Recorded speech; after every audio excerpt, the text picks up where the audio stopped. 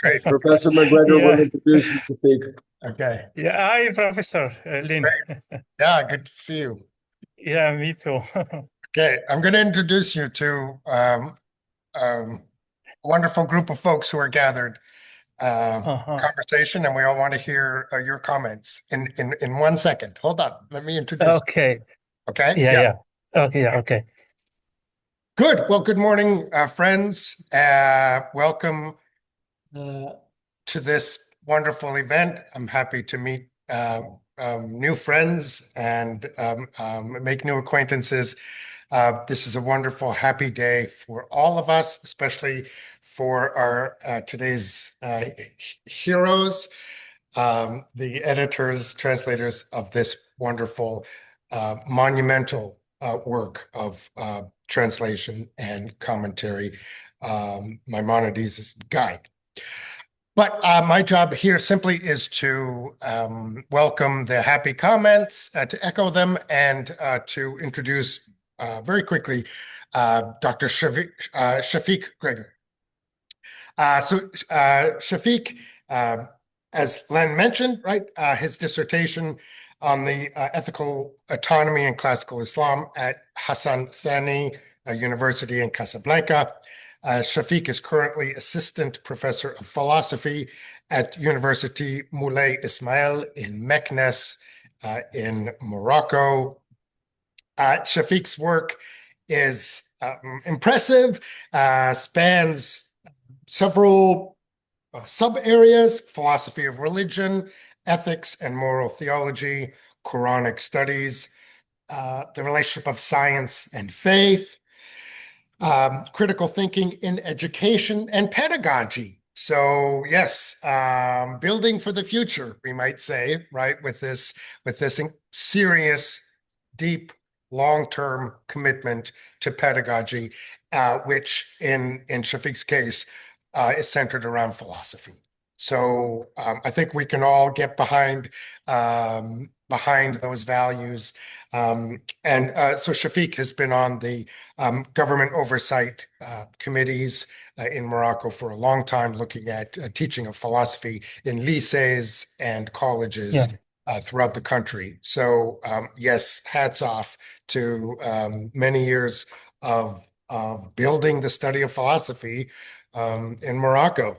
Um, as Len mentioned, Shafiq was with us here in Nashville um, for sort of 6 months, right? On a Fulbright, right? And made a number of wonderful connections here in the philosophy department, over with us in Islamic studies, and other places across campus. So I think we all wish that Shafiq would come back soon to Nashville. Okay, and last point, we're here to celebrate our accomplishment, but Len and Phil's tremendous accomplishment.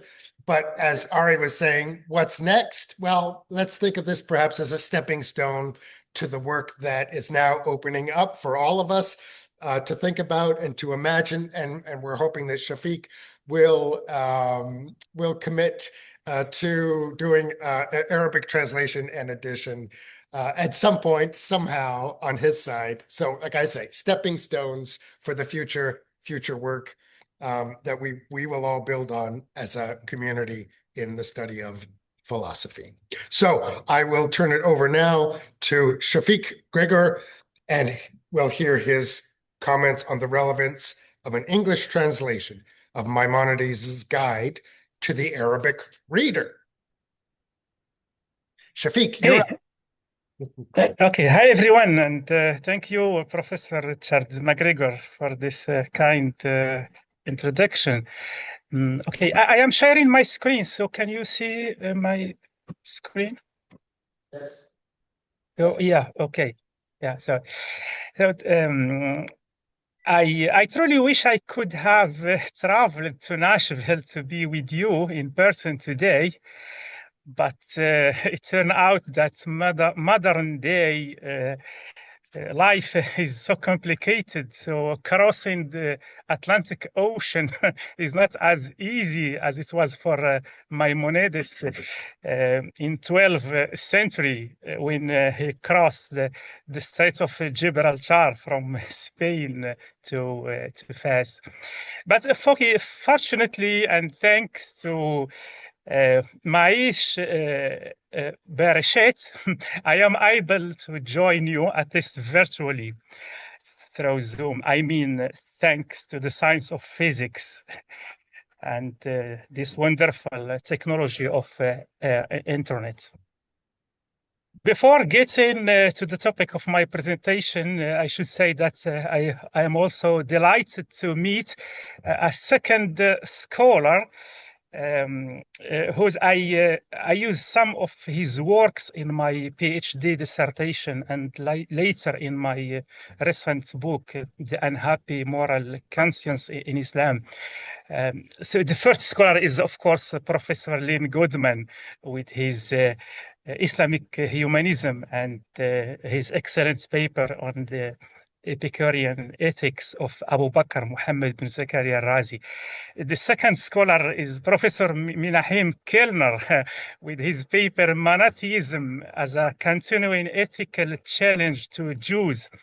I interacted and I engaged with his paper in my PhD dissertation. And it is true that monotheism in Islam does not present the same ethical challenges that it does in Judaism, since Allah is not the Lord of one particular people, but the Lord of all worlds, Al-Alamin. Yet I found that Muslim thinkers nonetheless failed to translate this divine universalism into a moral universalism. So except for the Mu'tazilite, Muslim thinker did not fully acknowledge the validity of moral intuitions of a human being, regardless of their religious affiliation. So thank you, Professor Menachem Kellner, for this beautiful paper. Now, back to Maimonides and his guide. So the question I am asking, would an Arabic reader prefer to read the guide in English? As an Arabic reader, I find myself in the same situation as Nietzsche, who once observed of Schopenhauer that his principal work has already been translated twice into French. And the second time so excellently that now I prefer, said Nietzsche, I prefer to read Schopenhauer in French.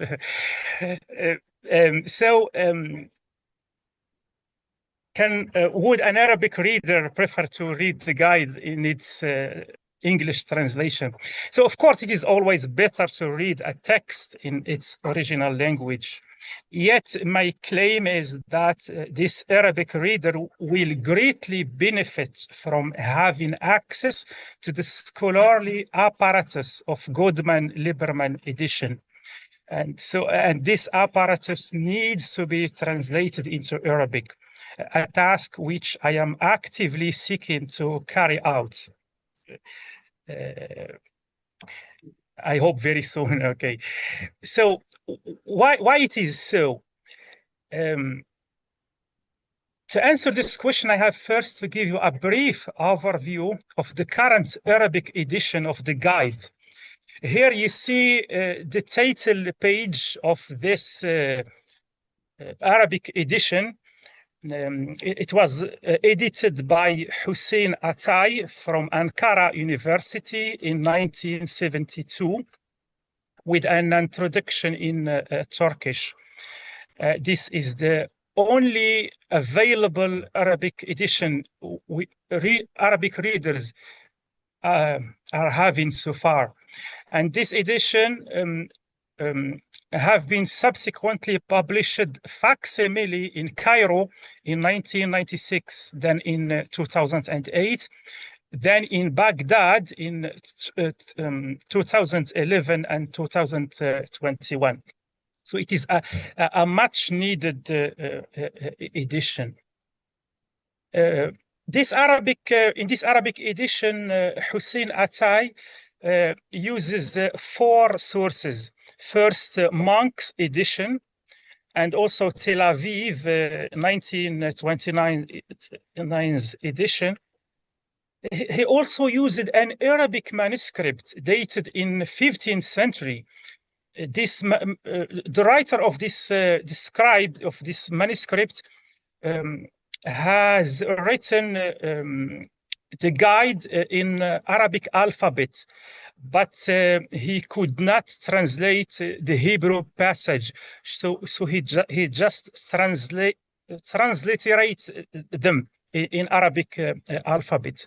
Hussein Attai also used some variant readings from Wolfson Maimonides, his life and works, a book that has been translated into Arabic early in the 20th century.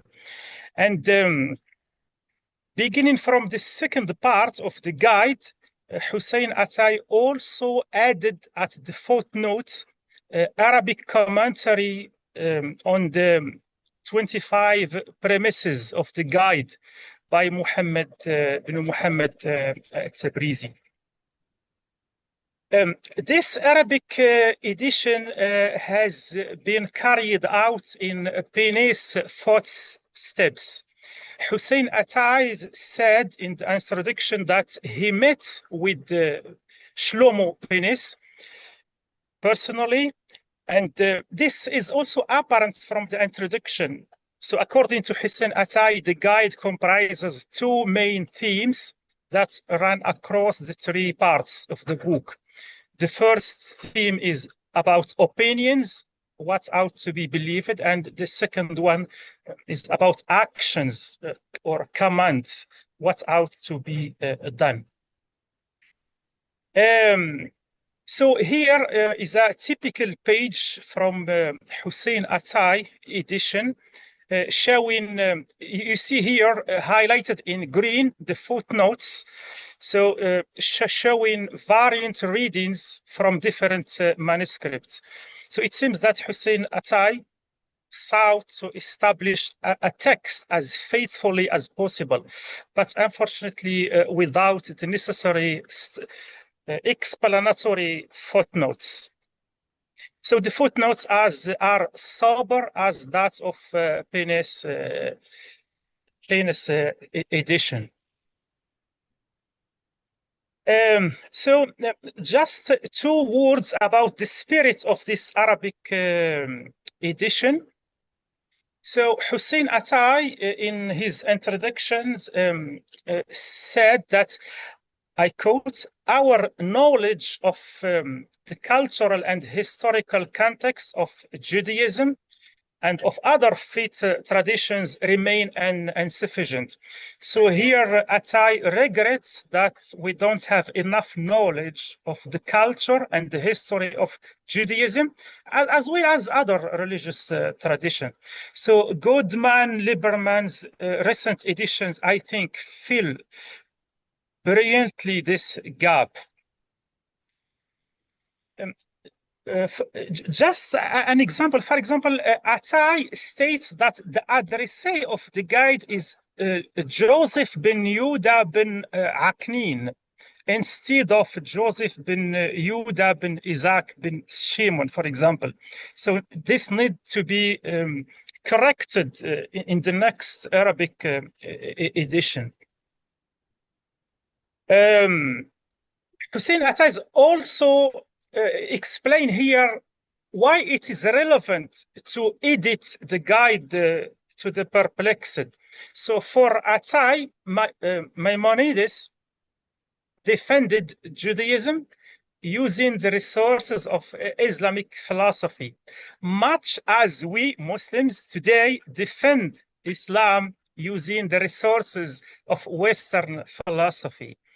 So it is like the guide reached the Arabic reader as a testimony that one need not to shy away from Western philosophy in defending Islam, but rather embrace it as a means of achieving equilibrium between reason and faith, as did Maimonides. By the way, Maimonides was nicknamed the Jewish philosopher of Islam by Abd al-Razak in the early, I think in 1920. So why this Arabic edition needs to be augmented? Of course, Hussein Attai did a great job in providing the Arabic reader with a text, the only text, as I said, to this day, in Arabic alphabet. But I think that both the guide and the Arabic reader need a better Arabic edition of the guide. So the guide, as I understand it, is a guide to the perplexed, not just a guide for the scholar. So it is very important to take into account. So the perplexity of the questions at hand, the question of cosmology and metaphysics. So the perplexity of the question at hand ought not to be doubled by a perplexing reading experience of the guide itself.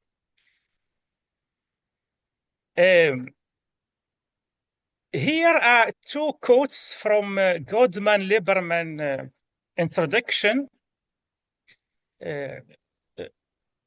showing why the reading the guide is a perplexing experience. I quote, problems addressed in the guide are often left unstated and hailed by an elusive phrases or reference rather than overtly messaged. A second quote, Maimonides expected a serious reader to study his guide to the perplexed thoughtfully, to read it more than once, and to compare one chapter against another. We, Goodman and Libera said, we have sought to help by including numerous cross-references in our commentary, along with philosophical exposition of his point and citation of relevant texts. So these are two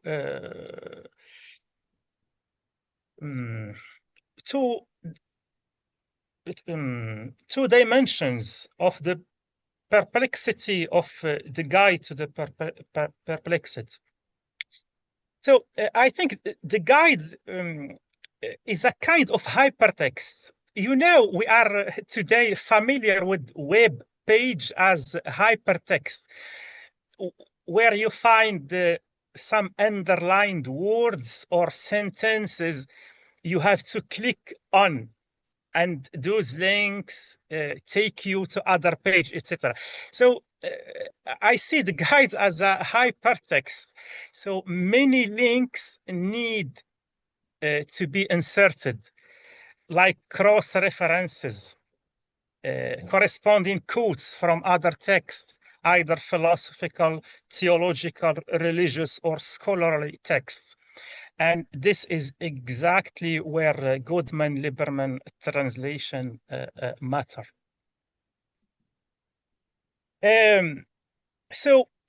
Now, why the Goodman-Lieberman edition deserve an Arabic voice? Why it deserves to be translated in Arabic? When I say translated, of course, I mean only the scholarly apparatus, not the text itself, because we already have the text in Arabic.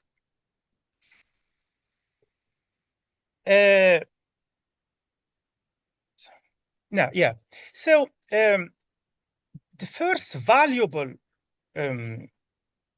addition in Goodman-Lieberman edition is the introduction. And I published a book review of this edition devoted to this introduction in Arabic. in the Journal of Philosophical Studies in December 2024. And this journal is edited jointly by Brill and Sheikh Mohammed bin Zayed University. And especially the 4 sections in this introduction: the objects of the guide, Maimonides' words, the story of the guide, and translation, reception, and commentary. I think that the Arabic reader will appreciate this introduction if it has been added to the Arabic edition we currently have. The second reason why Goodman-Lieberman edition matters is the explanatory footnote. And just to give you an example here, for example, just take a look at this paragraph from the guide, when Maimonides says, the first aim of this work is to clarify the meaning of certain terms in scripture. Some of these have multiple senses, but the ignorant take them only in certain of those senses. Although some are figurative, they take them only in the sense underlying the figure. Others are ambiguous, to be taken now at face value, now metaphorically. So here Maimonides uses 4 key terms in Arabic: mushtaraka, musta'ara, mushakkika, and mutawati'a. And these 4 terms need to be amply explained in the footnote, even if for the Arabic reader. Why? Because almost the next 70 chapters in the guide are devoted to the, what I would say, to the good usage of names, which imply that doing metaphysics in the context of a revealed religion turns out to be like theorizing about semantics, how we can use a human language to describe the divine. And you know, the Mu'tazilites came up with their theory of majaz, metaphor. So without explaining these four terms, how could the reader fully understand the 70 next chapters, which are like a dictionary, where different meanings of key words are reviewed by Maimonides and assessed, like the word man, woman, face, word, the verb to descend, God's attributes, which are mostly names. So, and even in Pennis Strauss edition in 1963, these four terms are not, unfortunately, are not explained. But Goodman and Lieberman aptly and brilliantly explained these 4 terms for the reader. Of course, Goodman-Lieberman edition is full of references to Jewish texts. And as Hussein Attai regretted that in the Arab and Muslim words, unfortunately, we don't have enough knowledge about Jewish culture, history, and religion, so as to fully understand what is at stake in the guide for Maimonides. Now, I invite you to take a look at Maimonides in 3 renderings. The first is the original Arabic. The second is in Pinès translation. the third is in Goodman and Lieberman's translation, and the fourth is my own Arabic translation of Goodman-Lieberman translation. So you see, in the original Arabic, Maimonides just uses two lines. Penis translates them in five lines, wordy and verbose. Goodman and Lieberman brilliantly translate them in just two lines. And I should confess that Maimonides' Arabic is far from standard classical Arabic. It is often tortuous and wordy, much like my English when I first arrived at Vanderbilt and handed Professor Goodman, my PhD advisor, the first few pages of my dissertation. So I remember the first thing he said to me that my English is wordy. So the same apply to Maimonides. But Goodman and Lieberman brilliantly first they swapped the clauses of the sentence. So what was the first clause in green becomes the second clause in Lieberman and Goodman-Lieberman translation, and vice versa. And in fact, in Maimonides' original Arabic, there is only one sentence with two clauses. The first is okay, there's only one independent, I mean main clause preceded by a dependent or subordinate clause. So it should read like, as Goodman and Lieberman translates it, much like the belief that the creator is a body, the belief that God has attributes is prompted not by reason, but by hewing to the surface sense of scripture. Yes, I think this was the just translation, no more and no less. A second example from Goodman and Lieberman translation.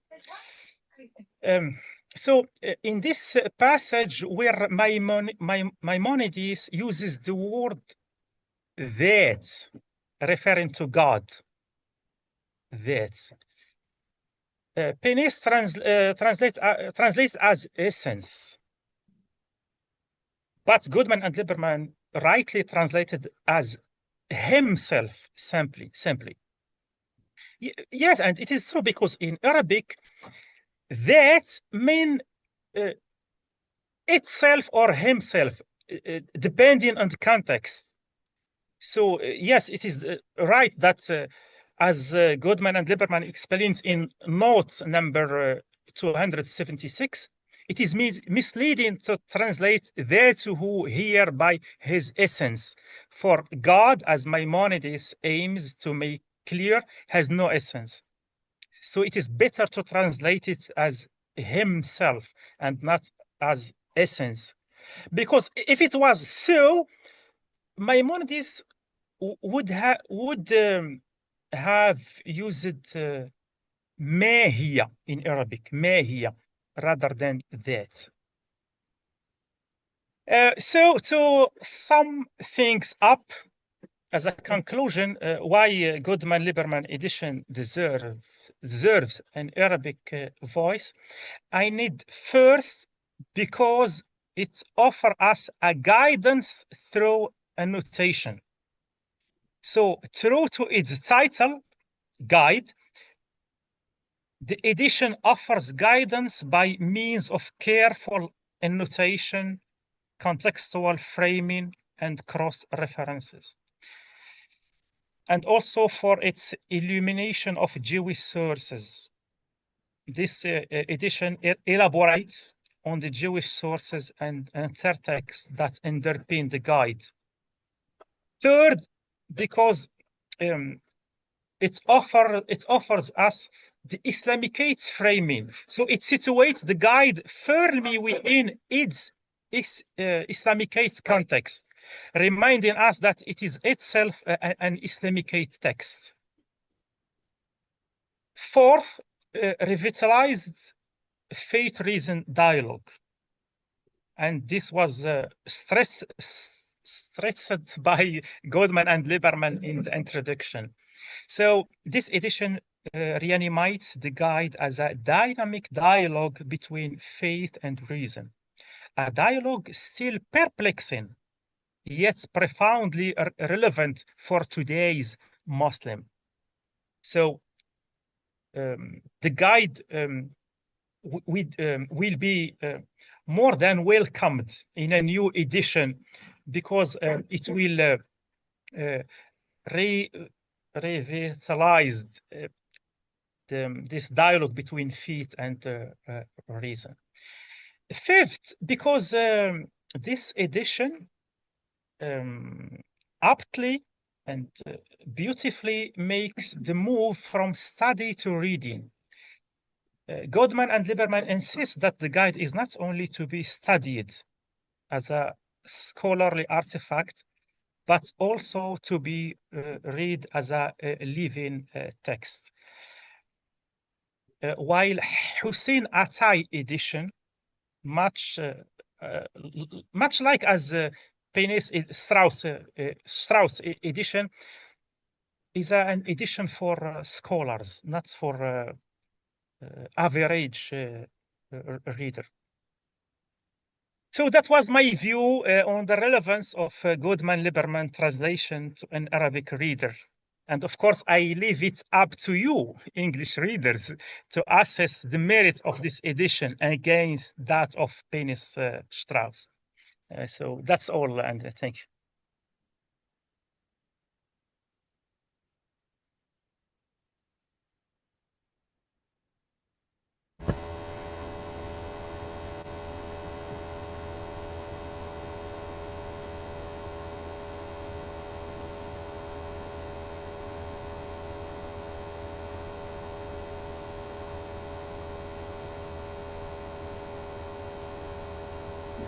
Chafik, are you still connected? Are you still with us? Yes. Okay. Good. Okay. Do you have a minute or two? Questions? Oh.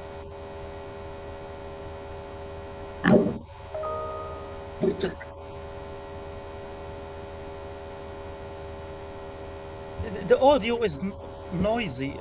It's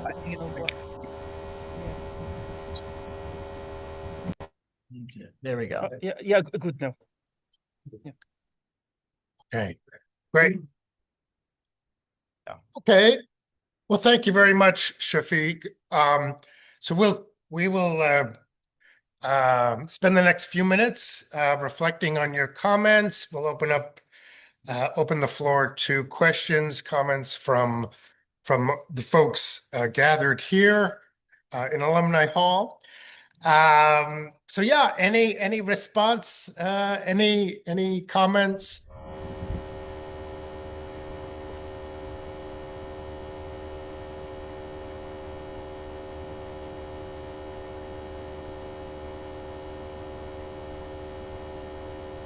Yeah. Sats wants to be recognized. Yeah, hi. Oh. You mentioned, Maimonides' uses of the Islamic sources, heavy use. Was there a reaction to Maimonides in the Islamic world, or after Al-Farabi there wasn't much going on? I mean, was there something that have comments on it, the way, Aquinas commented on Maimonides?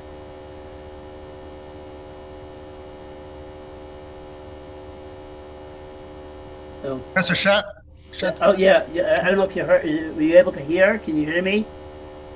Yes, Chafik, did you hear Professor Schatz's question? Oh yeah, can you hear me? Yeah, I wanted to know. You mentioned that Maimonides used Islamic sources heavily. Obviously, was there a reaction to the God of the Perplexed in the Islamic world, or after Al-Farabi there wasn't to be expected? Is there anything analogous even to Aquinas' occasional comments about Maimonides? Professor Schatz, can you mute yourself, please? Yeah. Oh, Great. yeah. I'm sorry, you said I should mute myself? Yes, please. Mute Yeah, yourself. sure. I don't think any noise is coming from here. Okay, great. Yeah. So Chafik, did you hear the question about the reception? Yeah, I did not get the point. To my understanding, Professor Schatz was asking, is there was there any engagement with the guide Yeah, to the perplexed in Arabic? right. Yeah, okay. Yeah, yes, yeah. To my knowledge, unfortunately, there was not much engagement with the guide to the perplexed among Muslim philosopher or theologians. I think this was mainly because it is like the guide went under the radar, being written in Hebrew alphabet. Yes, we do have this Arabic manuscript transliterating the guide into Arabic alphabet, but this is the only manuscript. So that's why I hope that this new edition, if it will be translated into Arabic, it will offer the Arabic readership a readable text to engage with, especially with regard to the issue of faith, reason, dialogue, which we are still for us, it is still a challenging dialogue, since Averroes wrote about it in his the decisive treatise, Fasl al-Maqal. So we are still struggling with this dialogue, as it was for Maimonides. So Len will have a comment on that discussion, please. I'll just add one remark about the reception of the guide in the Islamic world. We don't know all that much about it, but in 1970, when I traveled to Canberra for the International Congress of Orientalists, I was privileged to meet a scholar from Tehran whose name is Muhakkik. And Muhakkik was very proud of the fact that there is a Persian reception of the guide. The 25 propositions, I believe Chafik mentioned, in which the Rambam analyzes the position of the Islamic philosopher, the followers of Aristotle and Avicenna, reduces them to 25 propositions, in which he adds a 26th, which is the doctrine of the eternal world. And they make it Maimonides argues that their position is coherent. He refuses to accept that additional postulate of the eternity of the world. But if that were granted, he thinks that they have a valid proof of the existence of God. This, as our speaker mentioned, was commented on by Tabrizi in Iran, and Muhakkik was very proud to tell me that in 20th century Iran, that discussion was produced in Arabic, because not everybody in Iran was able to read Farsi in those days. Not everybody in the rest of the Muslim world was able to read Arabic. And it is indicative to me that this work was taken seriously for the reasons that Chafik mentioned, that it had Islamic roots from Al-Farabi, Ibn Sina, Al-Ghazali, and others, and dealt with problems of universal concern to any scriptural monotheist who wants to make sense of the relationship between faith and reason, as our speaker brought out. That to me is evidence of the abiding interest in the topic and the problematic and the argumentation of the Guide to the Perplexed. And I think it's one good reason why Chafik is right to be pursuing a 21st century Arabic translation of the text of our commentary and new edition of the existing Arabic text.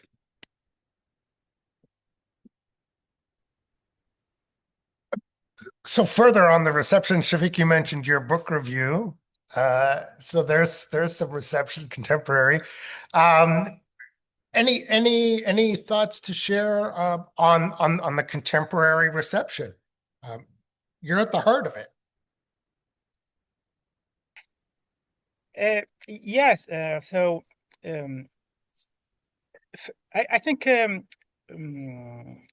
earliest receptions was indirect through the book of Wolfson on Maimonides, his life and works, early in the 20th century.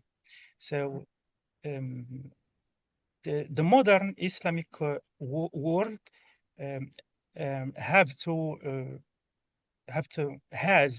to know Maimonides through Harry Wolfson book, which contained passage from the Guide to the Perplexed. And this book was translated early in the 20th century into Arabic. And we have also this Arabic edition by Hussein Attai in 1973. So it is an evidence that Maimonides Guide is relevant to the Islamic world. There is some scholarly books, mostly in Arabic, written in Arabic in the last few decades about Maimonides and his guide. Yes, there is now much interest in Maimonides, but the master text, which is the guide, has to be re-edited in a new edition, because the current edition is awfully outdated and does not help much to let the guide reach a wide readership, unfortunately. Yeah. Sure. Well, we'll hope there's the next chapter. Please. Yeah. Book by Wolfson, Harry Wolfson, by one of these life and works, but W say, I'm sorry. Wolfson, Harry Wolf. Sorry, I just want to ask, reference was the first book by Harry Wolfson called Maimonides' Life and Works. To the best of my recollection, he never wrote a book of Maimonides. It's like a famous. Am I getting something wrong? Is there such a work? I don't think so. Not that I know of. No, Wolfson never wrote Because Wolfson's Maimonides is behind every footnote that Wolfson wrote. Yeah, exactly. There was no. That was the unwritten book. Yes, it's the unwritten book. So I don't know what was he referring to. Chafik, what's the Wolfson book you put up? Can you put up the title? Yeah. It is. Well, I am translating the Arabic title. I don't know if the Arabic translator changed the original title, but in Arabic it was Maimonides Ibn Maymun Hayatuhu wa A'maluh, which means in English Maimonides his life and works. So what was the original? Yeah, sorry. Who is the author of that? Or was that a translation? Wolfson. Was it? So it's an Arabic translation. Yeah. of the Of, Wolfson book. So yeah. but the question is, what is the title In English or in Arabic? in English? Yeah, so that's not the, yeah. Okay, right. Yeah, so it's been translated into Arabic and changed, right? No, yes. Unaccounted bibliography. Yeah. Good point. Yeah, sure. Fair enough. What was the original original title of Wolfson's book? I'm curious.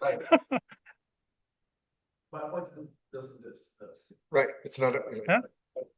We have to recover it. Yeah. But in Arabic was translated like Maimonides, his life and works. Yeah. Yeah. Fortunately, that would be found, but yeah. Yeah. No, you start translating titles, right? And books get lost. Yeah. Okay. Good point. Okay, cool. Great. Any other I'll make one more remark. In the most famous Hebrew translation of the guide, which is that of Ibn Tibbon, Ibn Tibbon, although Maimonides criticized him for being too literal, which I think was a sound criticism, he did one brilliant thing in translating the Arabic title. The Arabic title, as you could see a moment ago on the screen, was Dilat al-Harin, the guide. You can see you can see it now. Yeah. Okay, the guide to the perplexed, but Ibn Tibbon picked up on an important theme in the guide and conveyed that theme in the title he gave his translation. He used a word which occurs in the Hebrew Bible only twice to describe the consternation that the Israelites felt at the Red Sea when they were caught between Pharaoh's chariots and the sea itself, and the consternation that the Jews of Iran felt when the Shah had pronounced a death sentence on all of them. The word for consternation there was the word, the Hebrew word nivuchim. They were all caught between a rock and a hard place, if you think of the imagery of the moment at the Dead Sea. And that word nivuchim was the relatively rare Hebrew word that Ibn Tibbon chose for his Hebrew translation of the guide. He was referring to the fact that people who had exposure to Greek and Islamic science and philosophy felt themselves caught in a dilemma between what they considered to be the rational world and their commitment to the faith and practices that they had been raised in. And so he used that word nivuchim in his title to convey that sense of consternation and being trapped between reason and religion and needing help, which Maimonides was to provide them in that book. That tells you something about the point that Chafik was making about the contemporary relevance of that book and others of its genre, where people make an effort to make rational sense out of religious commitments. And that was the purpose of the guide. And that's why the guide is of universal significance, not at all least in countries with Islamic heritage, where we have science and people like Dawkins saying that evolution is what makes atheism respectable and so forth. And you can see in the Guide to the Perplexed addressing those questions, logic and science and rationality on the one side, religion, tradition, religious faith and practice, religious experience on the other side.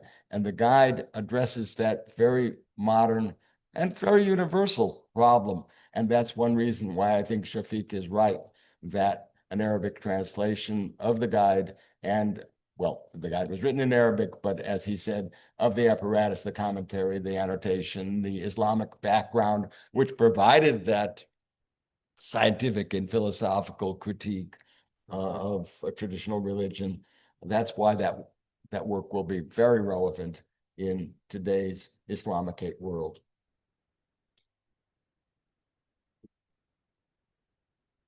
Great, thank you, Len. Any other comments? Okay, well, good. So we are not caught between a rock and a hard place. We are just going up the levels, the stages, onto these are stepping stones. So thank you very much, Chafik, for this wonderful foothold. And we're going to move on to our next discussion. Thanks again, Chafik. Thank you. Thank you. And hi. Greg, if somebody has to go to the bathroom, you have a toilet that leads downstairs. There are only two small kids. This is the counter. Yeah. Speaker. I will say there. Everyone put that. And it wasn't a guy who wasn't very this. Like suffered and be patched with that. It's the second shed one, a different guy.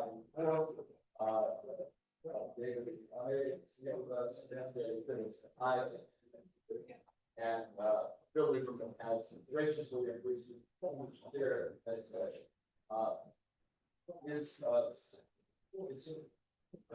Menachem's here. I think he's all ready to open his mic. So perfect. I will, yeah. Okay.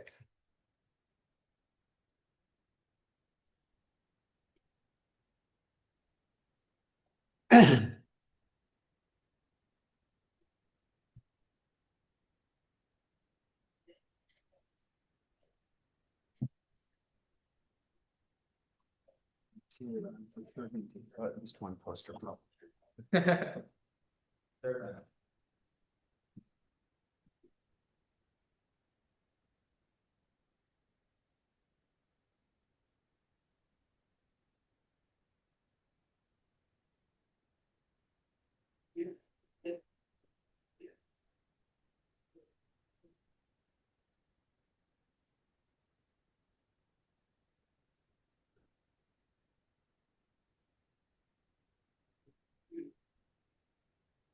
Hi, Dr. Kellner, everybody has your handouts. We'll start with once Dr. Lieberman comes back shortly. Run out and get a sweater. I'm freezing. What's that? I want to go to my. Oh go yeah, get a sweater. go ahead. We have Be right we're gonna back. yeah.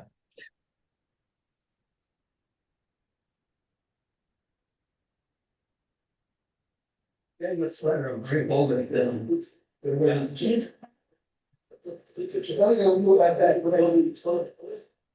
Oh, no, where's that? In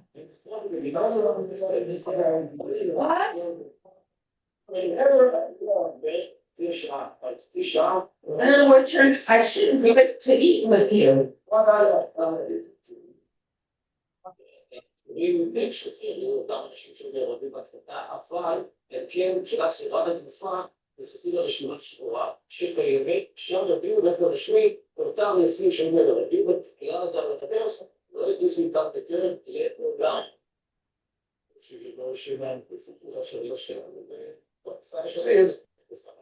Till when? Oh, I don't know. I should be finished with my part in here in an hour or so.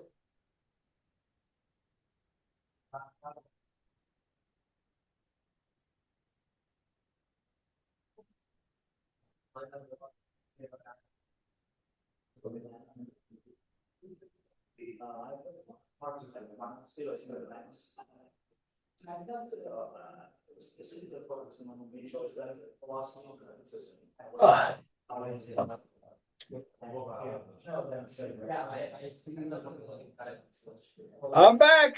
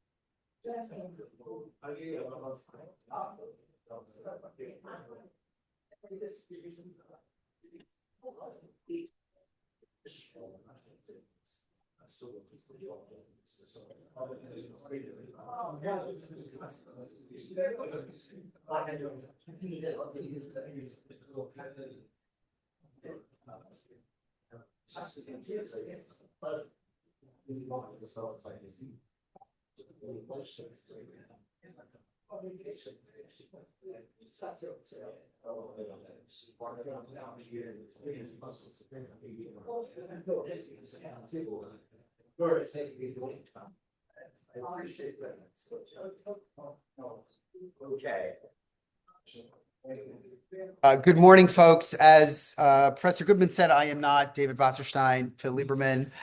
It's great to be back on the Vanderbilt campus, which I've missed very much during my sojourn at the United States Naval Academy.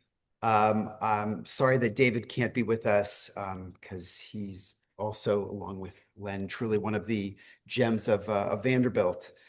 I had the honor this past Sunday, the difficult honor of attending the funeral of Alfred Avery. And I knew Alfred and his family through my time in New Jersey because his daughter was the president of my synagogue and so on. But I also knew Alfred as a giant in the field of medieval Jewish and Islamic philosophy. And it is primarily through that connection that I always perceived him as a giant. But at the funeral where his 4 kids and many other people spoke, I got to see a different side of him, not Professor Avery, but Avi, or to them, the kids, the father who, in the middle of the night when he was working would nonetheless have a cup of tea with his daughter, Rebecca, whom he called Princess, something I never knew. I got to see the human side, and that was very special. And whenever I learn with the copy of the Mishnah Torah that he gave me, his own copy, or the Rambam's medical works that I'm using for a project now, certainly think of him. And so we come to see many of our scholars as scholars, but also they're ultimately people. And the Rambam was no different, right? A philosopher, but also a jurist, medical practitioner, medical theorist, but also ultimately someone who sat in shul with other people in his community. So that personal piece is very important. When it comes to introducing Professor Menachem Kellner, Professor Kellner said, "Oh, I just refer to me as Len's friend. That's enough." That's the human piece that I want to bring. But Professor Menachem Kellner is Professor Goodman's friend, but he is also much more. He's one of the foremost contemporary interpreters of Maimonides and a leading voice in the study of medieval Jewish philosophy. After earning his doctorate at Washington University, taught for decades at the University of Haifa, where he served as the Sir Isaac and Lady Edith Wolfson Chair of Religious Thought, Jewish Religious Thought, and later served as founding chair and on the Department of Jewish Thought at Shalem College in Jerusalem. Another thing about Professor Kellner, in addition to more than a dozen books and dozens of articles, he has laid the groundwork for the next generation of the field. You see in our note for today that his latest book is We Are Not Alone, a Maimonidean Theology of the Other. But in truth, that's not his latest book. His latest book was a book written with his student, our colleague, David Gillis. And so part of what we do is in our scholarship, but also that mentoring is a key piece. So I just want to recognize the importance of Professor Kellner's novel contributions, both in his scholarship and in laying the groundwork for the next generation. Professor Kellner's scholarship is marked by textual precision, historical sensitivity, and a principled commitment to philosophical rationalism, just like the Rambam himself. And by way of closing and introducing his own piece, I very much appreciate the fact that he wishes to explore areas in which Len and I are wrong. If there's one thing I can say about our translation and the reception, it is that it has generated excitement, a renewed vibrancy, and controversy about the guide and its interpretation. And so it's great to see that someone will today challenge some of our own readings of Maimonides' text. Enough of me. Professor Kellner, you have the floor. You very much. Perhaps not correct to correct a very generous introduction we just heard, but when I found out that Professor Wasserstein couldn't be here, I said, all you have to do is tell people I'm a longtime friend and admirer. That he especially been left out of Len Goodman. So I think that's important to make that point. I also want to start by thanking Chafik for his kind comments about an old paper of mine, which I didn't realize anybody ever read, but it was much appreciated, as was your own lecture, which I found fascinating and opening up avenues of understanding Rambam, the Maimonides that I never thought of before, and therefore I want to thank you for that. I want to make one other comment about the translation.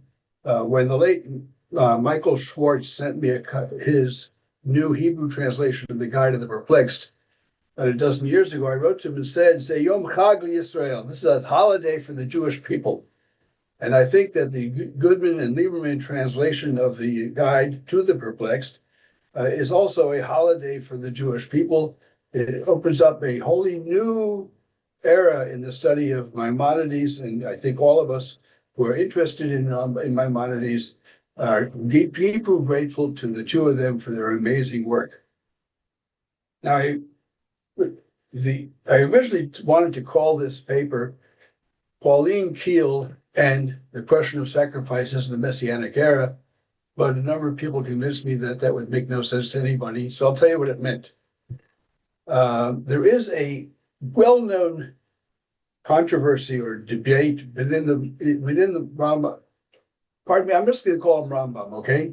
After 45 years of teaching at Israeli universities, the word Maimonides does not spring easily from my lips. In any event, there is a well-known apparent contradiction in Rambam's writing between his view at the end of the Mishnah Torah, the legal work, and his view in the Guide of the Perplexed, especially part 3, chapter 32. And that is over the question, did he expect that there would be sacrifices in the Messianic era? Now, Pauline Keel was a very famous film critic at the New Yorker back in the 1970s, and she is famous for having said, after Richard Nixon was elected president of the United States in 1972, she said to her friends, "How is that possible? Nobody I knew voted for him." You're supposed to be amused by that. In any event, for many years, everybody I know, including myself, were convinced that Rambam's view in the Guide about the nature of sacrifices made it impossible for him to think that there could be sacrifices in the Messianic era. So that's the question I want to address tonight. I want to make a few introductory comments about how I plan to do it. First of all, I'm aware of the fact that I am the only thing standing between you and the morning break. So as a person who loves coffee in the morning, even though now it's evening here in Israel, I will try to keep myself no more than 30 minutes so that you guys can get to the break that has been promised to you. I also want to make a couple of other introductory comments that I don't think there are two. I don't think that Rambam and Maimonides barely knew each other. I think they knew each other very well, and there's only one such person, unlike the famous joke that they first heard from Sholem Rosenberg. He told me he heard it from Petrovsky of the Hebrew College, that Maimonides is called Maimonides because it's Maimonides, your Maimonides, his Maimonides, and her Maimonides. I think there's only one. And I'll try and show an expression of that in this morning's talk. One other thing, this is a very important comment because I have to live with her. My wife always reminds me before I go to talk about anything about the Rambam, remember he was also a rabbi. In addition to all of his other important jobs, he was very much an active rabbi in the every sense of the term. And we have to bear that in mind when we read what he wrote in every context that he wrote in. Now, what I'm going to do is, thanks to the intervention of Eli and Micah, I have sent out a bunch of texts, which those of you in Vanderbilt should have. I apologize to those of you who are not in Vanderbilt. I wasn't smart enough to think that you deserve them also, but I'll read them to you. I have 15 texts, and I will read them and then discuss them. And by way of making my point that Lieberman and Goodman are wrong about one footnote. Okay. I want to now get to that point. At the end of his part of his revolutionary discussion of why sacrifices were commanded in the Bible, Rambam basically says that the Torah was given in order to teach what he called God's prime intent, that the Israelites come to know God and give up pagan worship. The sacrificial cult was an accommodation on God's part to the pagan character of the Israelites leaving Egypt. It was certainly not God's prime intent. On that was in page 437 in the Goodman-Lieberman translation. On that, we find footnote 350. And I'm just going to read the last few sentences of the footnote. It's text number 1 in your handout. The text reads as follows: reserving the core principle of symbolically serving the divine, the Torah accepts sacrifices as a mode of worship, but rejects its pagan modalities. Every time I see that line, I'm reminded of the fact that students entering Shalem College are given the Iliad to read in the summer before they start their college. Anybody who remembers the Iliad knows that the drop of a hat, it would bring dozens of animals to sacrifice. Those are the kinds of pagan modalities Rambam is talking about here. Oh, I don't think he read the Iliad. Okay, delicately steering a course between accommodation and rejection. The Torah accommodates familiar ritual practices, but sharply contrasts its new modalities with their pagan counterparts as if to rebut them. Trusting the very power of tradition that made the old paganism robust, Maimonides treats the temple cult with seriousness and respect, not least in the Mishnah Torah.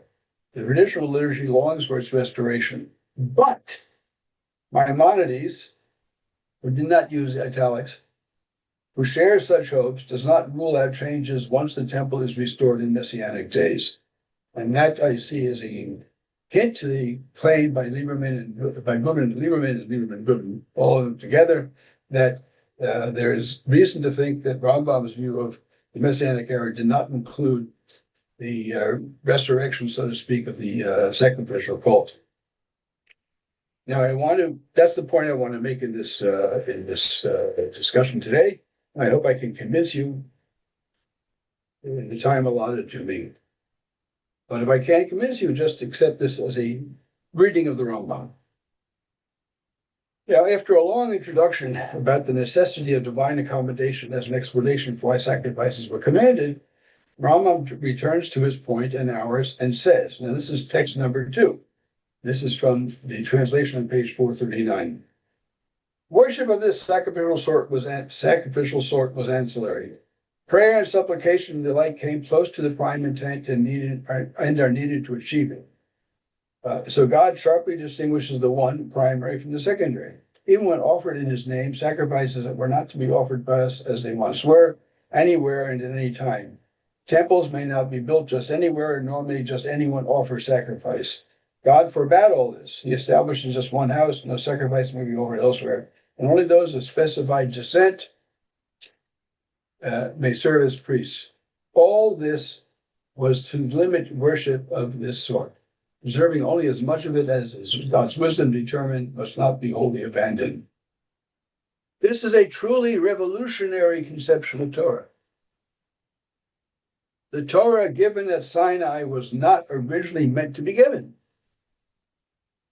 Had the Israelites coming out of Egypt been all sophisticated philosophers, the Torah would have looked differently. The Torah as given is a divine accommodation to human weakness, ignorance, and willfulness.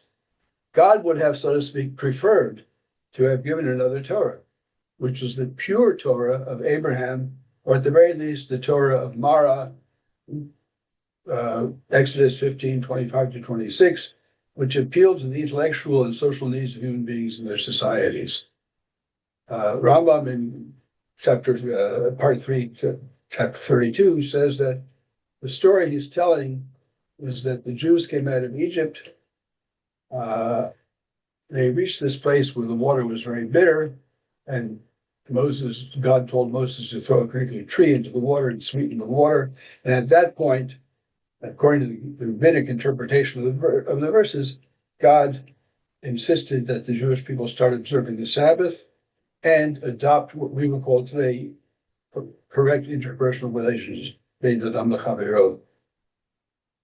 Now, that revolutionary conception of Torah obviously did not go down well with most people who read it. In fact, Rambam says that himself on page 440. This is text number 3. These words trouble everyone I have seen or heard discuss them. Mibucha, consternation, as Len just said a minute ago. God's prime intent in the Torah is that you know me, God, and serve no other. And he cites the verse. The laws instituting sacrifice and visitation of the temple served only to cement our central principle. It is only to that end that I transpose these practices to my name, to erase all traces of paganism and establish my unity, etc. Okay. These 3 texts together teach something quite remarkable. In effect, let us say that Judaism did not have sacrifices. Well, if there were no sacrifices, there would be no need for special place in which to bring them. There would be no tabernacle in the wilderness or temple in Jerusalem. If there were no sacrifices, there would be no need for a priestly class. Speaking as a Levite, I find that a little bit troubling because and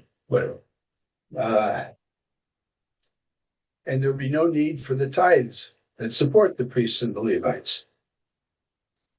And there would be no need for the laws of ritual purity and impurity, which Rambam tells us exist only in order to achieve awe of the temple.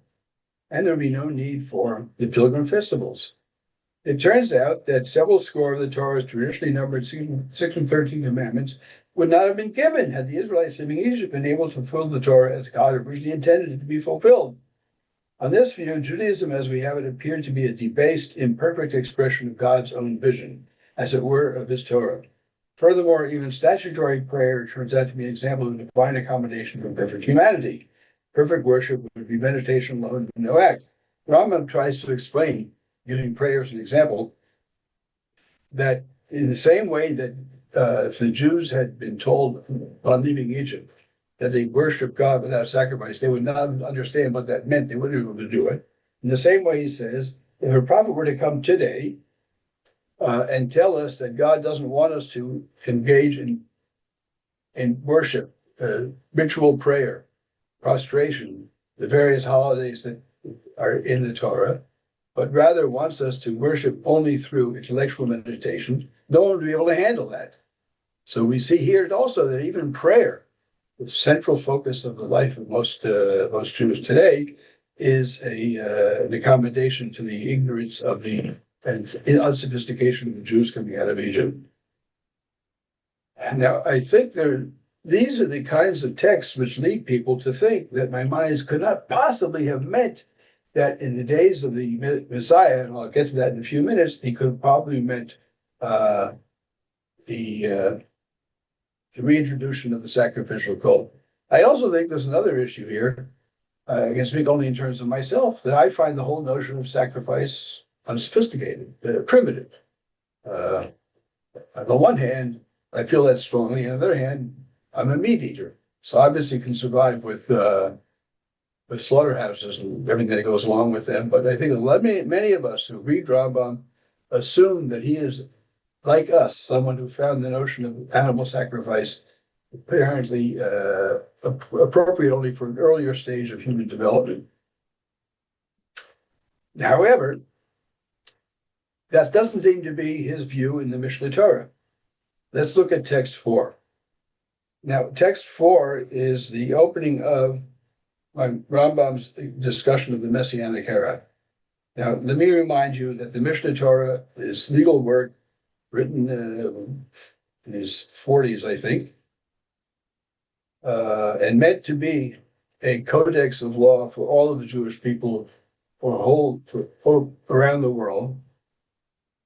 It was divided into 14 volumes, and each volume was divided into sections. The 14th volume is divided into a number of sections. The last section is called Laws of Kings and Their Wars. And this last section ends the entire Mishnah Torah. And the last section about laws of kings and their wars ends with 2 chapters devoted to the special king, namely the Messiah. There's a lot to be said about this, but we're not going to go into that today. So what does he say at the opening of these 2 chapters? Well, Laws of Kings, chapter 11, paragraph 1. King Messiah will arise and restore the kingdom of David to its former state and original sovereignty. He will rebuild the sanctuary and gather the dispersed of Israel. All the ancient laws will be reinstituted in his days. Sacrifices will again be offered. The sabbatical and jubilee years will again be observed in accordance with the commandments set forth in the Torah. Now, here we have Rambam opening his discussion of the Messianic era in the Mishnah Torah. And the first thing he says is the laws will be reinstituted, and which is the first example he brings, namely sacrifices. The person who says this apparently thought there would be sacrifices in the Messianic era. And we also add to this fact that of the 14 volumes of the Mishnah Torah, at least 4 directly deal with the sacrificial cult. Now, however, that would seem to be an indication that Rambam did not really think that there would be, he thought there would be sacrifices in the Messianic era. And now I want to bring a number of texts which support Budman and Lieberman's position that there would not be sacrifices. Now we're going to look at an important chapter in that same text, Laws of Kings. The sages and prophets did not long for the days of the Messiah so that they might exercise dominion over the world, or rule over the nations, or be exalted by the peoples, and not in order to lead and bring and rejoice, but so they'd be free to devote themselves to the Torah and its wisdom. That's an important point. We're not going to go into that. With no one to oppress or disturb them, and thus be worthy of life in the world to come, as we explained in laws concerning repentance. Then at that point, there will be neither famine nor war, neither jealousy nor strife. Good things will be abundant, and delicacies as common as the dust. The one preoccupation of the whole world will be only to know the Lord. Hence, they, I hope that the word they is shaded in yellow in your text, will be very wise, knowing things now unknown, and will apprehend knowledge of their Creator to the utmost capacity of the human mind, as is written, for the land shall be full of the knowledge of the Lord, as the waters cover the sea. I have to make an introductory comment in a parenthesis. It is said, I was never able to find out if this is actually true or not, that when the plays of William Shakespeare were first translated into Yiddish, the translator, I don't know Yiddish well enough to say the whole thing, the translator wrote that these are the plays of William Shakespeare, verteidigt und verbessert, translated and improved. You're supposed to smile at that. Now, Rambam has been subjected to that over and over again, especially in the Mishnah Torah. The texts that many of you have sitting on your shelves have been subjected to verteidigt und verbessert, translated and improved. Now, here in this paragraph, it's the closing paragraph of the long Mishnah Torah. We have an example of that. It says, "Hence they will be very wise." In almost all the editions you have on your shelves, it says, "Hence Israel will be very wise." Now, what we have here is, I want to make just 2 brief points about this. First of all, this text is extremely utopian, and secondly, extremely universalist. But if you read it in the versions that you have in your home, the universalist aspect is rendered less obvious. Okay, so here we have this notion that at the end of days, when the Messiah comes, the world will be in a totally different place, and it will truly be a utopia. Now, There are other texts in which Rambam supports the idea that Mishnah Torah agrees with the guide of the perplexed, but the issue of sacrifices. But I see I'm going to go over time. I'm skipping number 6. You will see there, the fourth line from the bottom of the first 2 words, even upon, in the standard text, it says, Rishvil, for the sacrificial cult. Well, you can read that at home, and Lem will test you afterwards. We'll skip that for today, for right now. Now I want to get to one more text from the Laws of Kings, which I think is very important for our purposes. This is a text which I'm going to cite again in a few minutes, number 10. Number 7, Mishnah Torah, Laws of Kings 12:1.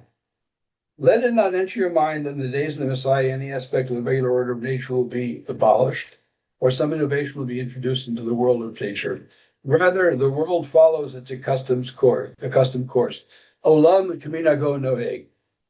The verse in Isaiah, the wolf shall dwell with the lamb, the leopard lie down with the kid, is an allegory and metaphor. Of course, there's not a problem. There's no problem with the wolf dwelling with the lamb as long as you have a big supply of lambs. So you don't have to see this as some kind of miraculous thing. It can be perfectly natural. The meaning is that Israel will dwell in security with those who were the wicked nations of the earth, which are allegorically represented as wolves and leopards. As it says, the wolf of the desert ravages them. A leopard lies wait by their towns. The nations, those nations, will all adopt the true religion, Dat HaEmet. In consequence, they will neither rob nor destroy. Rather, they will eat permitted foods in peace and quiet as Israelites. Here, too, we have an example of Vertaichen for Besser, because the printed texts usually say with, not as. As it says, the lion, all similar things written about the King Messiah are allegories, and in the days of the Messianic King, everyone will understand which matters are allegories and also the meaning hinted at them. So we have here, again, a very utopian picture of the end of the Messianic era, which leads many people to think Rambam could not possibly have meant in such a wonderful utopia, that sacrifices would not be offered. Now, there's an important text here which I want to cite from the guide, which Zev Harvey has taught us in one of his many essays, is in effect a restatement of that last paragraph in the Mishnah Torah, which we just read. This is the guide, section 3, chapter 11, in the Goodman-Lieberman translation, pages 353 to 354. Those grave evils that human beings inflict on one another, too, out of ambition, passion, opinions, and beliefs, all reflect privations. Just as a blind man, sightless and unguided, always stumbles, harming himself and others, human sex perpetuate dreadful evils against their fellow humans and themselves, reflecting their ignorance. Had they the insight befitting our human form, as vision befits the eye, all the harm they do to each other and themselves would end. For knowledge of the truth would dissolve hatred and spite and end the crimes of man against man. Thus, the promise, the wolf shall go with the lamb, and the leopard couch with the kid, the cow graze with the bear, the suckling play by the viper's nest, and the reason given why such strife, hatred, and service or power will end, man will truly know God as he truly is. They shall not harm or destroy in all my holy mountain, for the earth shall be filled with the knowledge of the Lord as the waters cover the sea. And we just saw in the previous text from the Mishnah Torah that that's the promise of the Mishnah Torah. This is what will happen, with the same verses from Isaiah and the same idea, a total utopian view of the future. And when you look at that from our perspective, I think you'll agree with me, it seems hard to believe that we'll go back to offering sacrifices, which in the first place were only an accommodation to our primitive and ignorant character. Now, it seems to me, I'm closing on the, do I have more time? I don't think so. Right, so I assume that I'm in charge. So I'm going to move along more quickly. Okay, but please feel free to, give us your presentation. I don't want to impose myself too much. All right, I'll just summarize till I get to the point I think is important to me. Text 9 is important to us because here Rambam says about the Messianic era something entirely different from what we just learned. Similarly, with regard to the cities of refuge, Deuteronomy 19:8-9 states, when God will expand your borders, you must add 3 more cities. This command was never fulfilled. Surely God not given this command in vain. So what we have here is the notion that in the Messianic era, there will still be people who inadvertently kill others and have to run into a city of refuge so as not to be murdered by the relatives of the people they killed. In other words, unlike the picture we just saw of a totally utopian future, Rambam here is talking about a perfectly normal, natural Messianic era in which people inadvertently kill others and have to run away to escape being killed themselves by the relative of the murdered person, the killed person. Okay, so what are we doing here now? Which vision of Rambam is correct? Is it the utopian vision, which makes it hard to believe that the sacrificial cult will be reinstituted, or is it the realistic version that we find right here? What we would call Olam Kaminago Noeg, a normal world running normally. Now, I want to finally get to my point and argue and try to show you that Rambam agrees with me that asking the question I just asked is the wrong question. Now, many people throughout history have asked that wrong question. You know, Isaac Abravanel and Avadia Sforno both wrote explicitly that God offered the sacrifices because he was forced to do so by the primitive character of the Jewish people. They even used the same Hebrew word, utzrach, was necessitated, was forced. In other words, they're asking the question, well, which vision of the future is the correct one? The one that relates to the primitive character of the Jewish people, or the one that relates to the beautiful vision of a messianic era full of the nation of the Lord's knowledge of the Lord? Now, that I think is the wrong question. And that wrong question leads us to the debate in which Rambam are we talking about? The Rambam of the utopian future or the Rambam of the realistic future in which there will still be cities of refuge? Now, if I were to have another 2 hours, I would tell you that our colleague Sarah Klein-Braslavi has shown us that in many cases, especially in Guide to the Perplexed Part 1, Chapters 1 and 2, and Guide to the Perplexed Part 2, Chapter 30, that Rambam shows us that he did not think the Torah was teaching history. And I think I'm going to skip 2 examples of that, which are very interesting. Perhaps I'll get you, we'll skip number 12, because it's one thing for a talented colleague like Sarah Klein-Braslavi to argue in great detail, and I think in great convincing detail, that Rambam did not see the opening chapters of the Guide as actual history, or did not see the entire story of Garden of Eden and the snake, etc., as actual history. These are not texts teaching what happened. They're texts that teach things we're supposed to learn from them. Now, even a very famous contemporary rabbi who died 15, 20 years ago, Joseph Chafik, made the same point. And this is text number 12. In this text number 12, Rabbi Chafik writes in his commentary on Maimonides' Laws of the Sabbath, where the Rambam הביא את הטעם המציאותי והתעלם מכל לשון המדרש בהתאם לשיטתו של כל אותו תיאור של אדם וחווה ונחש ברשת ב' ומונחים אלגוריים, כמו שכתב במרלוכים חלק ב' פרק ל', ולא חווה האישה הטבעית והיא שגרמה מיתה לאדם. The question is, why are there special commandments given to women, including lighting the Sabbath candles?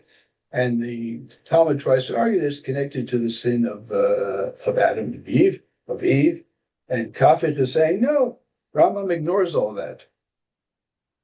He's just interested in the halacha of how you're supposed to light candles.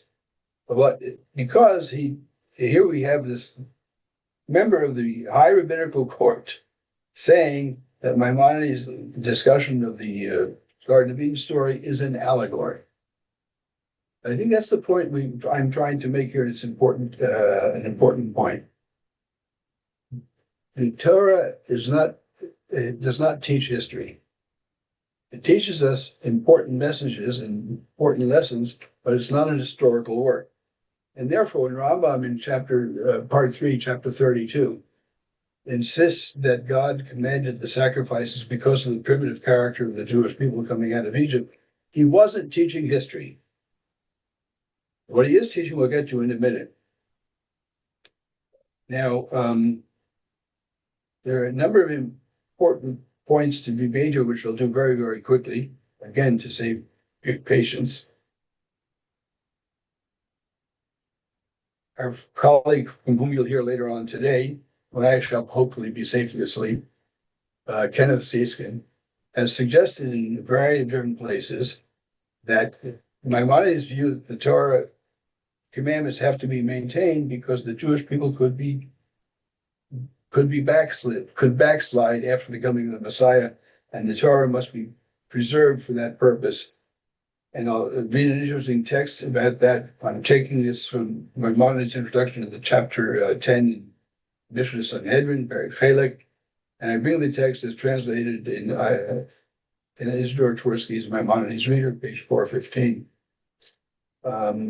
But the Messiah will die, and his son and grandson will reign in his stead. The prophet has already predicted his death in the verse, he shall not fail or be crushed till he has set the earth right to the earth. However, his reign will be a very long one. All human life will be longer than when worries and troubles are removed, men live longer. And there's no reason for surprise that the Messiah's reign will extend for thousands of years. As our sages have put it, when good is gathered together, it cannot be speedily dissipated. All right. So the Messianic era could last for a very long time, but not forever. So what happens afterwards? Well, Rambam doesn't say, but one could explain, one could understand that he would think that even though the Messianic era was a very successful polity, it would come to an end. And that we would be, using Siskin's writings, we could claim that we need the Torah then, because then the people will have given up or lost the perfections that they had in the Messianic era. And just another example of Partitron for Bessert, the Twersky translation says our sages, but the actual Arabic says al-Hikmah, it doesn't say al-Chachamim. When Rambam is talking about the rabbinic sages, he always says al-Chachamim. When he says al-Hikmah, he means philosophers. So here too is just another example of how careful you have to be when reading the Rambam's text. Now, there's one point to be made, not my important point. And the other point is in text number 14, which I'm going to skip, because the point of that text is to say that Rambam distinguishes between the history which explains why a commandment was given, distinguished from the obligation to continue it. Rambam did not think that offering an historical explanation for the commandments meant that when history changes, they no longer have to be commanded. He, for example, had to search the record of ancient idolatry in order to understand many of the commandments of the Torah. He did not in any way diminish his commitment to fulfilling those commandments to the letter. So now we have a new question. What's the story? What's Rambam's story of the Messianic era? Was he a pessimist about humanity's future, which is why he would have cities of refuge? Must the vast majority of human beings remain forever mired in intellectually primitive paganism? I don't think so. Such a thought runs counter to an important strain of Maimonidean optimism. I think Rambam held that the Messianic era is possible and can and must be brought about through human effort. Rambam is indeed an optimist about the human condition. He was also a realist and recognized the possibility of backsliding. The Messianic era might last for even 1,000 years, but it too could generate back into paganism. There's thus always a need for a Torah aimed at all human beings, not just at philosophers. In the same way, the Eden story teaches values, not history. If we buy into that idea, then the account of the Messianic future, both in the Mishnah Torah and in the Guide of the Perplexed, is not a prediction. It's not an account of what will happen. Rather, I think what he's telling us is it's an account of a future which we should aim for, even if it's not clear that we will ever actually arrive at it. In terms I learned from my teacher, Stephen Schwarzschild, it is regulative, not predictive.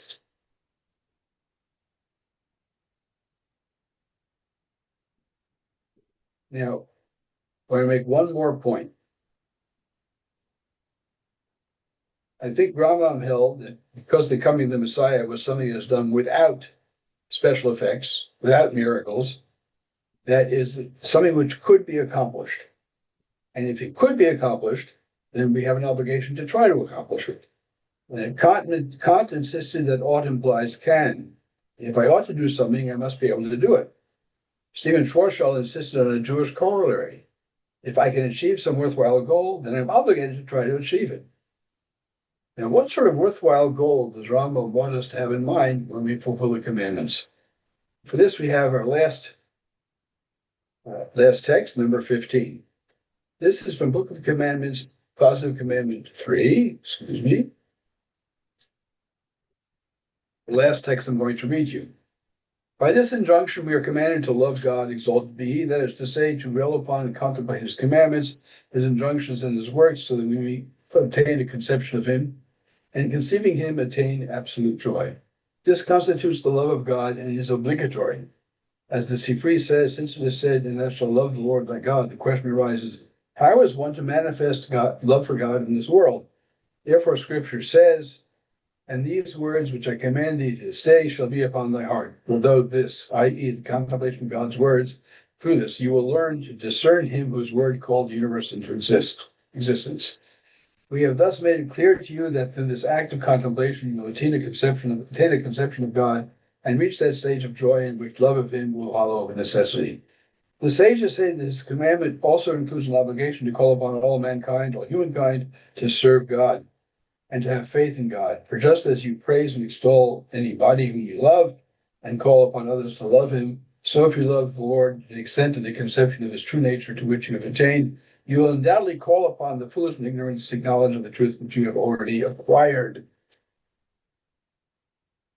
As the Sifri says, and thou shalt love the Lord thy God. This means that you should make Him beloved of men as Abraham your father did, as it said, and the souls that had gotten in Haran. That is to say, just as Abraham being a lover of the Lord, as Scripture testifies, by the power of his conception of God and out of his great love for Him, summoned mankind to believe, you too must so love Him as to summon mankind unto Him. Maimonides' messianic teaching is a challenge to us. Do exactly what he says in this in this passage from the Book of Commandments.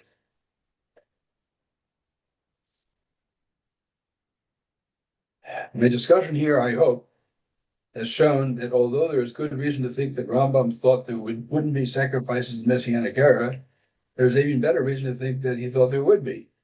While Goodman and Lieberman's position homes in on Maimonidean hope, I seek a more nuanced combination of Maimonidean hope and realism at the same time. To repeat myself, there is something else that Maimonidean Messianic Universalism and Naturalism teaches us. Hope. This is something I learned from Kenneth Seeskin, who again will be speaking later today. We can hope for and work toward a world in which different nations and cultures can value their own contributions to the human mosaic without diminishing the value of others, without wholly otherizing the other. But we can hope, we need not despair. The human condition is not necessarily tragic. That's the message that Kellner's Rambam is trying to teach. Thank you for your attention.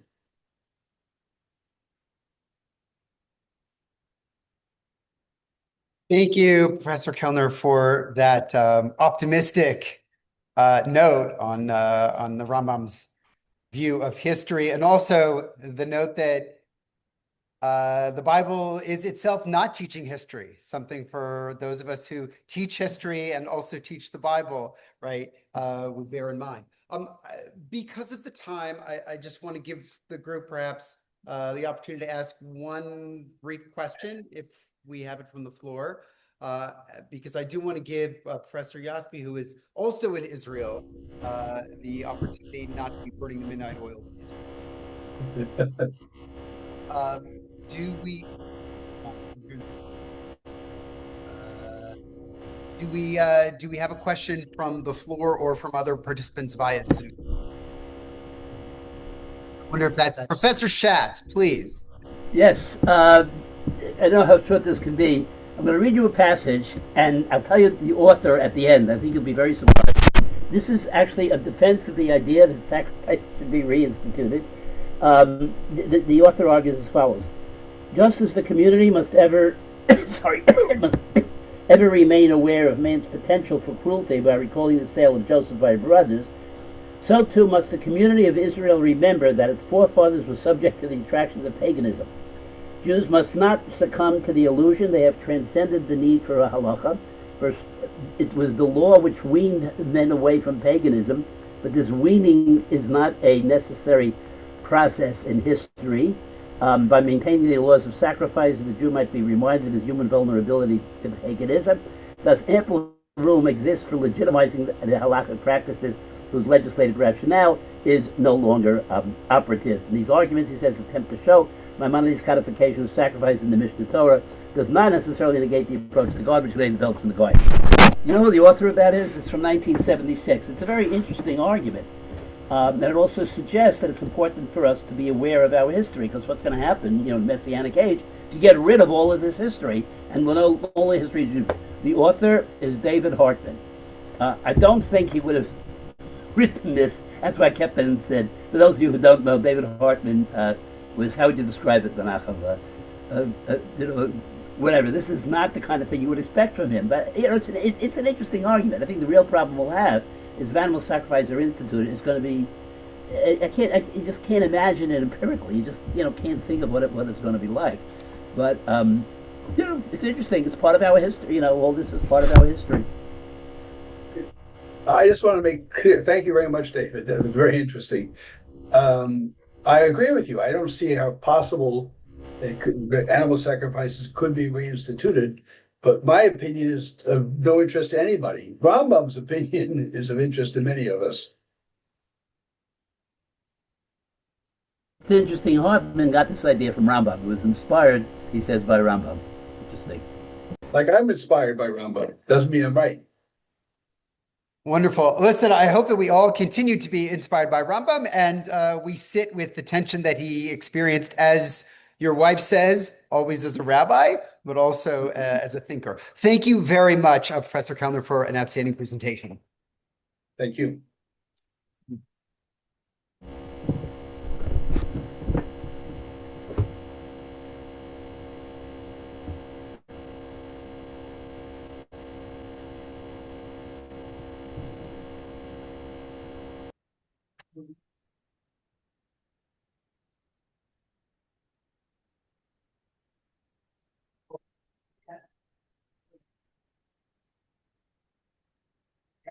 What's up?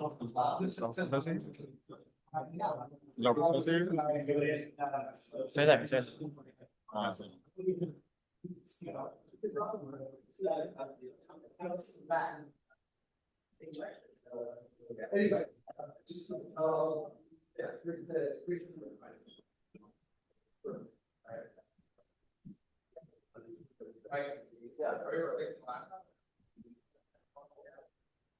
Not right now.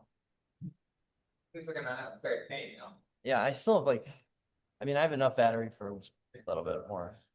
But I'm gonna have to replace it. This isn't charging. It's just, what is this doing? No, it's not a charger. It's just an adapter.